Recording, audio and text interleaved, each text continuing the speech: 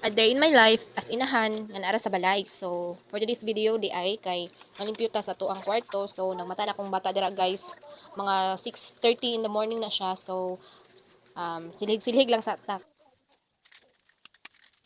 So paghuman na tog silig sa kwarto guys no, diri ana punta guys magluto na sadta kay natay bata. Ginukudor duha tong bata guys nga pakanon. So dira guys kay magprito kog isda ug magsabaw pug kog isda guys. So ako na siyang gihuluman ng isda and nag-adad pug ko dira og kuan. Ay adad.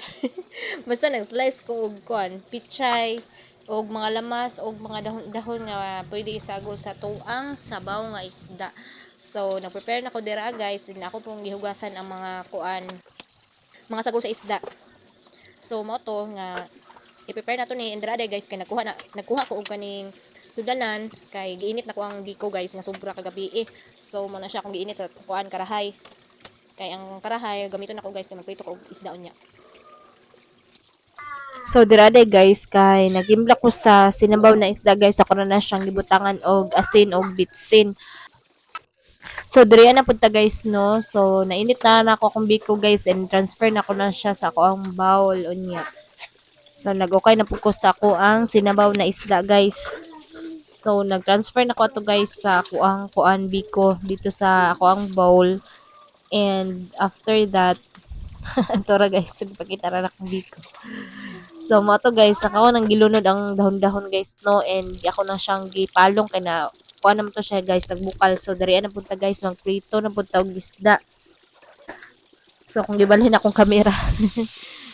So mo to na init naman akong mantika guys. So kung na siyang gibutang ato ang gagmay na isda mo to ako kabalon si pangalan ato nga isda ato.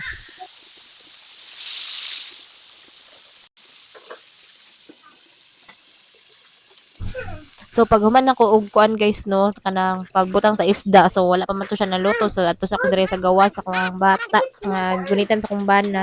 So kung kaon sa day tagbiko guys. So nara ko ang panganay guys, babae gyapon. So mao to, nag-chill lang sa kadali sa gawas kay wa pa man na naluto akong prito nga isda. So balik na punta diri guys kay akong gibali ako ang pinirito nga isda. So mo na gini atong part of the day, daily routines atong kuan guys sa tuang mga inahan like me.